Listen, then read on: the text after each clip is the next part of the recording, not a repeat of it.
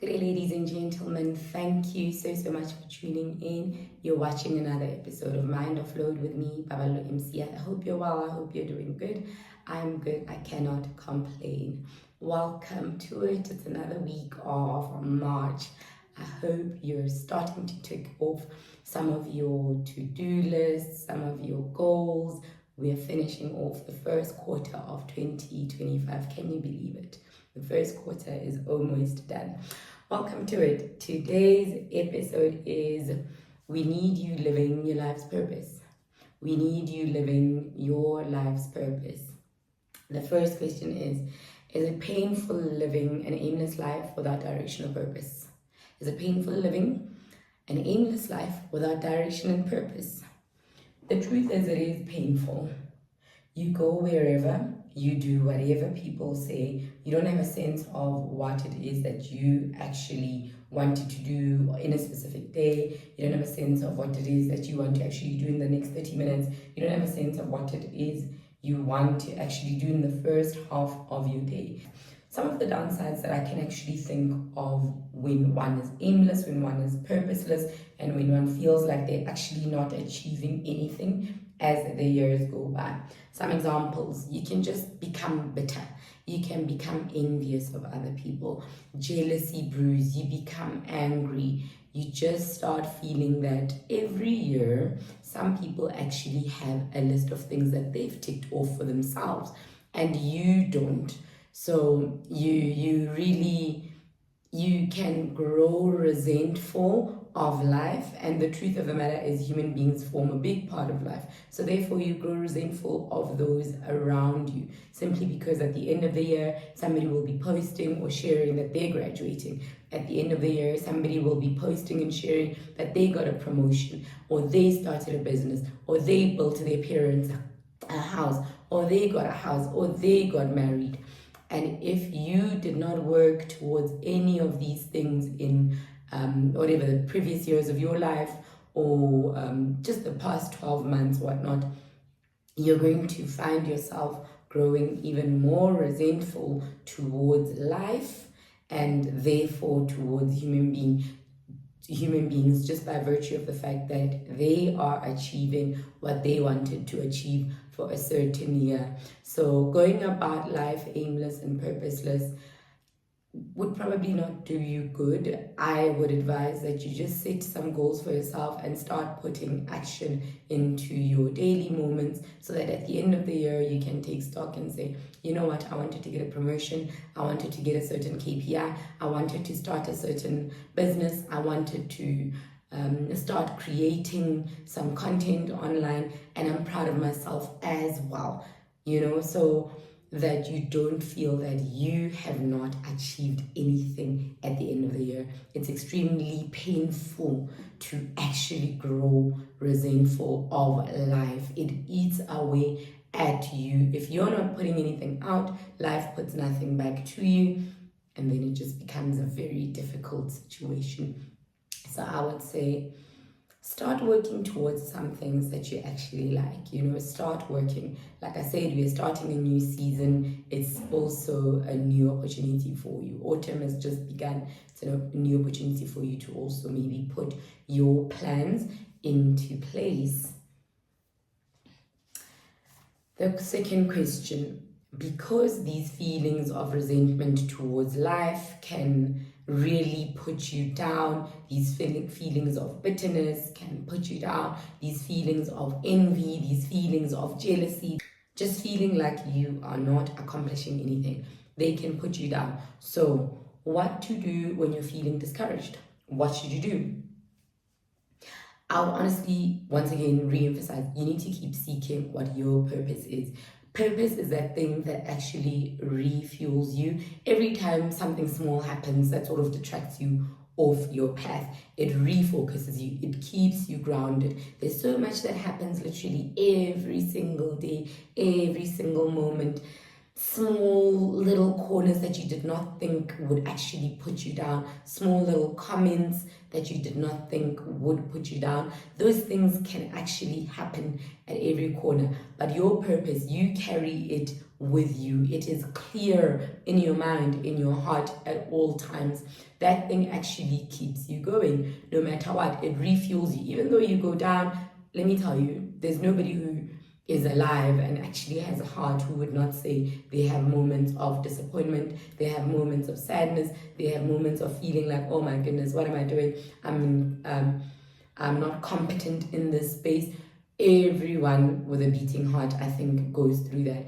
But I would say that I think the thing that keeps them going is their purpose, the thing that lives only inside of them, the thing that they know that I am good at this and nobody's as good as me at this. And for as long as I try to work towards this gift of mine, I can only get better.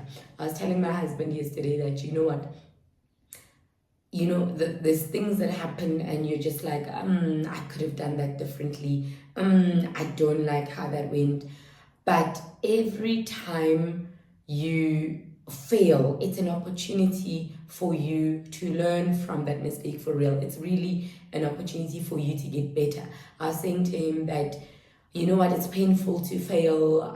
It's such a painful thing to carry, but I am now starting to also walk alongside failure, walk alongside mistakes, walk alongside my mistakes, my disappointments in myself. When I disappoint a client, when I disappoint myself, I am starting to also live and breathe while I'm walking alongside this failure. Just as I live and breathe while I'm walking alongside success, while I'm walking alongside triumph, I need to also keep walking and keep breathing alongside failure and mistake when they happen.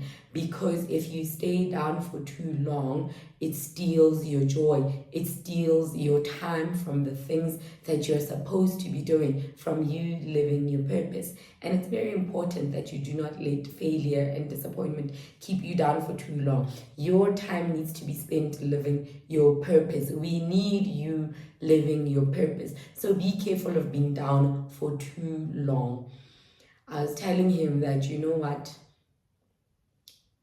Yes, I am so sad when I fail at something. I'm so sad when I disappoint myself. I'm so sad when I disappoint a client.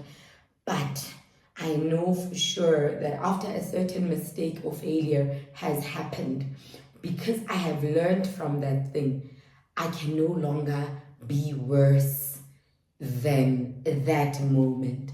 I can only be better. I will no longer be worse than yesterday. I will no longer be worse than last week. I will no longer be worse at doing that thing. Because of that failure, I've now learned something else. Can you understand that I will no longer be worse than I was yesterday? If I did something and I failed at it, it means that moment instantly, 30 minutes later, an hour later, after I've gotten out of that disappointing situation, after I've put the pieces together of how I learned from that situation, how I practice going further, how I upskill myself going further, only means that I can't be worse than that moment where I disappointed myself. I can't be worse. So please make peace with failure as soon as you are able to. Do not be content with being a failure. No, do not be comfortable. Do not stay there. Please. Nobody's going to want to invest time in listening to you, in listening to your product, in funding your podcast, in funding your business, or even being associated with you if you're just going to be comfortable with failing. Please, no. I'm saying once the mistake or failure has happened, breathe. Don't die. It's not the end of your life, Don't be thinking, oh my goodness, don't let your dream die. Don't let your purpose die. Don't let your skill die. Don't let your drive die. Don't let your motivation die and say, oh my goodness, I'll never put myself out there like that. I'll never want to help a client like that. I'll never want to pick up the phone and talk to a client because I am most likely to fail, Don't be like, this is the be it and all. I should probably not put myself out like that anymore. I should probably not go for it. I should probably not solution on my own anymore. No, it's not the end. Just be encouraged that, you know what, if I did not help this client to the best of my ability, if I did not deliver to this client to the best of my ability, just know that, okay, at that point, as long as you thought you were doing your best, be sincere with yourself. If you knew you could have done better, know that you do not take anything for granted. Always do your best every opportunity you've got to service a client. Always do your best. So where you know you could have done better, don't beat yourself up for too long. Learn from it. That if you're not delivering your best, it's probably most likely to come back and bite you in the back. It is probably most likely to come back. If you did not put your best foot forward, it's probably most likely to come back and bite you in the back. So you must introspect and think, okay, this error happened because I did not know better, or I knew better and I still did not do my best. Then you must sit with that guilt. You must sit with that moment of not delivering your best at that point in time. But if you, at that point in time, put out your best and you still disappointed yourself, you still disappointed the client, please, man, don't dwell on it for too long. Remember that now you cannot be worse than that moment, because that moment and that failure and that disappointment gave you the opportunity to now grow, to now be better tomorrow. Okay? So now you're feeling this disappointment, you're like, oh my goodness, how am I going to get up? Why should I get up? What should keep us going? What should keep us going? Guys, our legacy. You must leave some sort of legacy for your children, for yourself. You must live in a way that you will be proud of yourself at the end of your trip. Your child must have some sort of things, or your children must have some sort of things that they really learn from you and say, that is what I need to survive in this life going further. That is what I need that will help me to navigate this life better.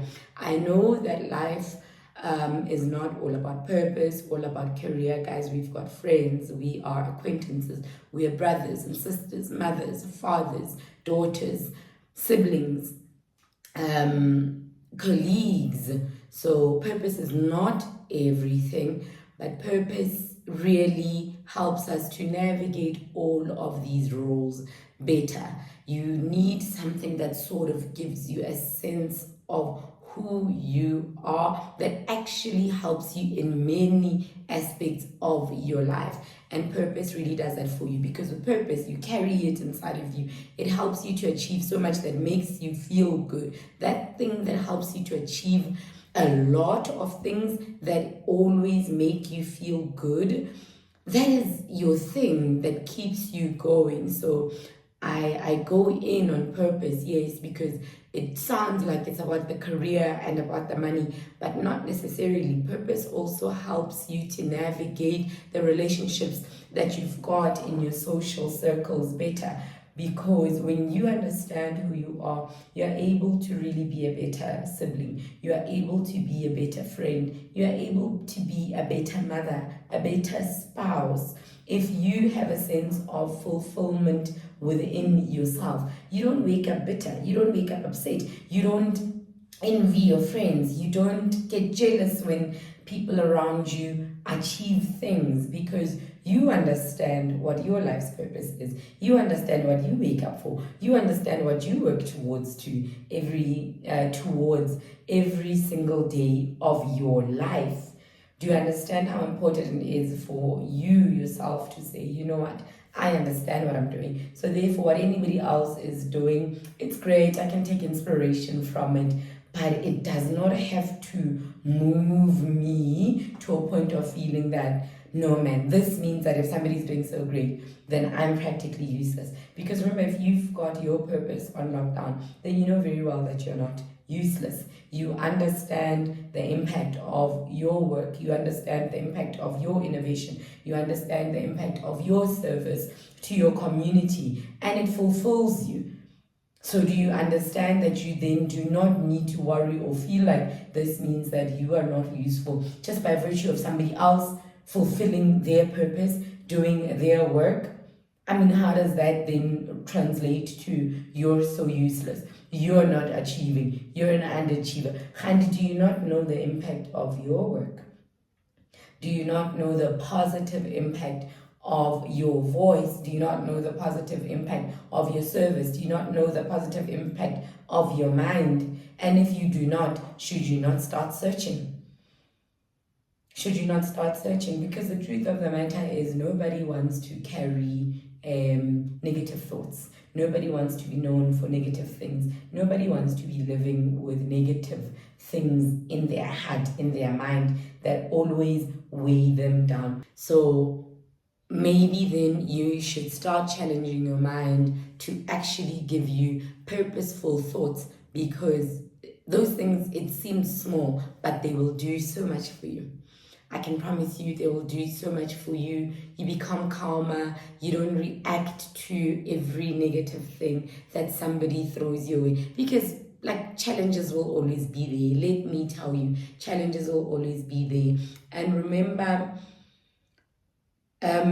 because of how difficult life is, you get more people being negative around you than positive. And I mean, I was reading, was it Stephen Bartlett? I think he had written, also, if you find yourself in a place where there's so much negativity and somebody just not pouring positive words into you, maybe then you should consider moving. So he speaks about how you should know to then remove yourself from the situations that don't add anything positive to your life.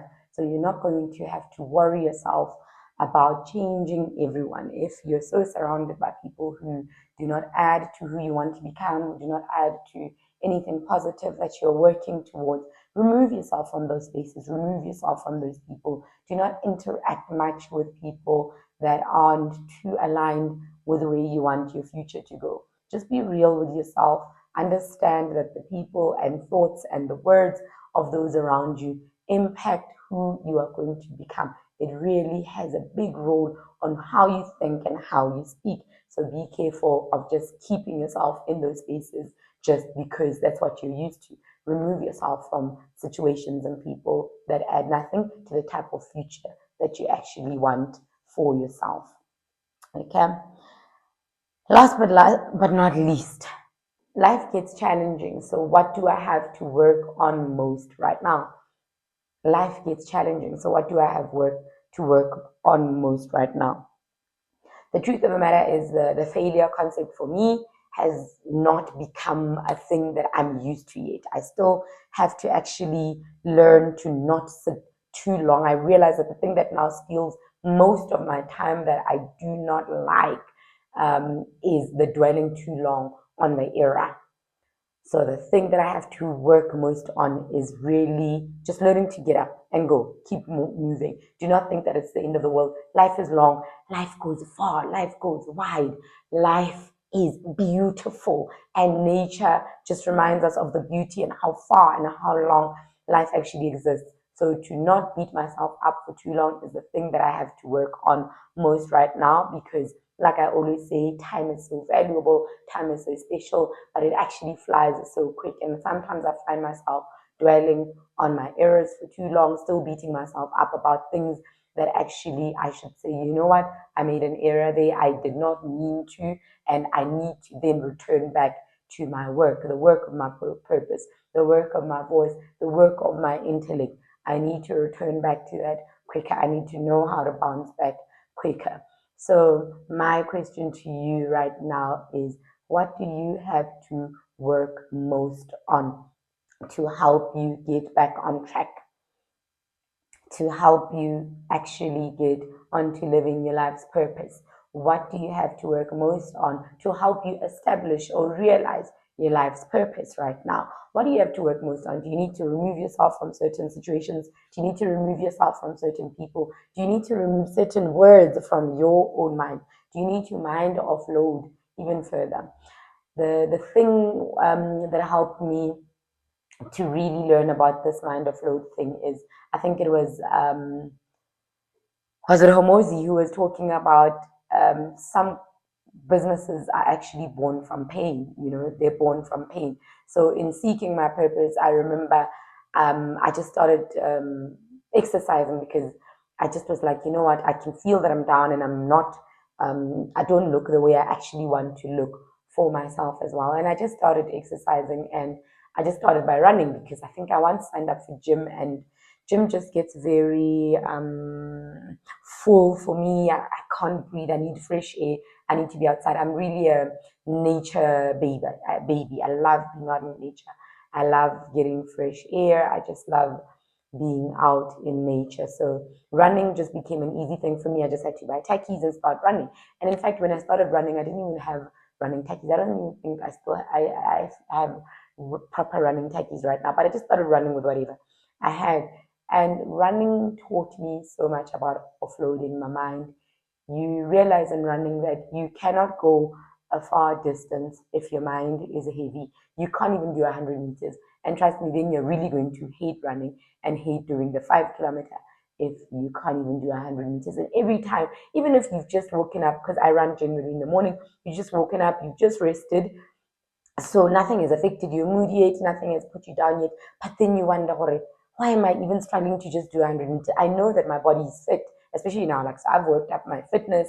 I don't find it very difficult to cover my 5 kilometers like, oh, it's the end of the world. No, I don't find that my heart has too much fat around it in such a way that I physically can't even do something. So I know very well that my body is capable. But if my mind keeps on thinking thoughts that I'm not supposed to be thinking during that exercise, 30 minutes or 40 minutes of mine, I find myself struggling to even cover the next 100 meter or in the next 100 meter. So that taught me the power of the mind that can cause you to either propel or go forward in the dreams you're supposed to be pursuing, or the power and energy of the mind to actually stop you in your tracks.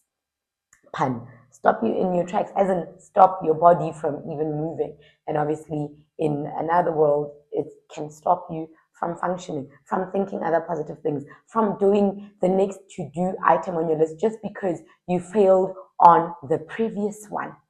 If you keep on just thinking, oh my goodness, I couldn't do that, it puts you down. You want to go to bed, you just want to stay in bed the whole day. But that's stealing away from you actually enhancing your skill even further, from you actually enhancing the work of your voice, the work of your mind, the work of your hands, if you stay down for too long. So maybe I can say that a strategy I can share with you this week is try to take up exercise, not for the sake of weight loss per se, but just try to take up exercise and just see how much the power of the mind actually helps you to do that thing, or a heavy and negative mind can actually stop you from doing that thing. So if you are able bodied and you know that your body can lift something, you know that your body can walk, you know that your body can run, try doing it and see what actually hampers you the most. Is it the body itself? Is it the fat maybe around your heart really that can happen and then you can take it slow? Or for you, are you like me and is it your mind that actually stops you from achieving your goal generally?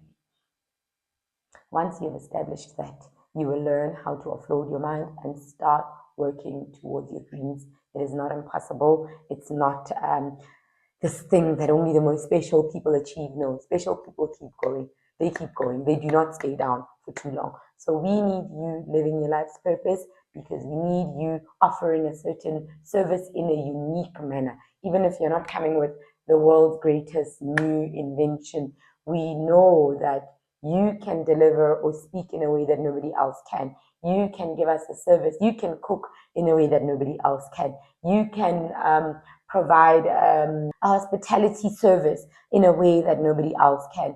You can create a gadget that will fulfill our needs in a way that nobody else can. You can put out research papers in a way that nobody else can. That is the beauty of our unique minds. So we are waiting for you to share your work with us. And I wish you all of the best in this very new week. I wish you all of the best in this very new week. Keep going, don't stop, and definitely don't let failure stop you in your tracks. Failure Leona is here with us. Thank you so much, and I wish you a wonderful week. See you soon. Cheers there. And I'm so sorry there's no guest this week. I will have one as soon as I can again. Cheers. Thank you.